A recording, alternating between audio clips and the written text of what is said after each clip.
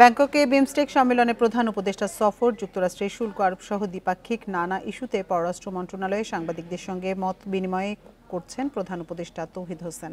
আমরা সরাসরি চলে যাচ্ছি তার বক্তব্যে। বান্ডেল থাকলে প্রতি সেনমানিতে টাকা বাঁচবে।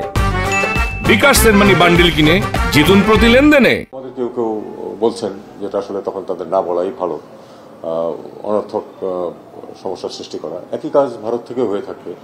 আমরা জানি যে বিশেষ করে পশ্চিমবঙ্গ থেকে আপনারা তো প্রতিদিনই অত্যন্ত শক্ত সব কথাবার্তা শুনতে পাচ্ছেন। এমনকি কেন্দ্রীয় সরকারেরও কেউ কেউ এটা করেছেন। আমরা এটাও বলেছি বিভিন্ন সময় যে আসলে সম্পর্ক উন্নয়ন করতে গেলে বরং খুব আপত্তিকর কথাবার্তা কোনো পক্ষ থেকেই না বলাই ভালো। আমরা এটাকে সেই দৃষ্টিকোণ থেকেই দেখছি।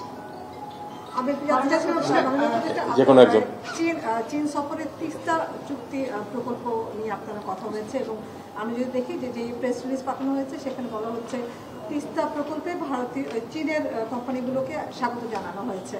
একই সাথে ভারতের প্রধানমন্ত্রীর সাথে যখন বৈঠক হয়েছে তিস্তা পানি চুক্তি বন্টনের বিষয়ে আলাপ হয়েছে। কোনটার অগ্রগতি বেশি হয়েছে? অগ্রগতি সময় সাপেক্ষ ব্যাপার। ঝট করে আমরা কোনো কিছু প্রত্যাশা করছি না যে কালকেই কেউ এসে তিস্তা সমস্যার সব সমাধান করে দেবে। আমাদের একটা আমরেলা এমওইউ আছে।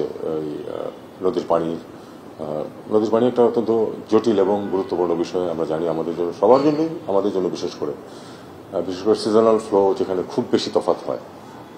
কাজেই এ ব্যাপারে আমরা ওপেন থাকা যেটাকে বলে, আমরা ওপেন আছি।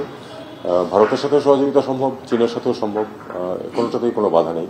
আমরা দেখব যে কোন দিকে, কোন প্রজেক্টে কোন দিক থেকে সহায়তা নিলে আমাদের জন্য সুবিধা হবে এবং সেই অনুযায়ী ওয়াটার রিসোর্স মিনিস্ট্রি তাদের কার্যকলাপ করবে।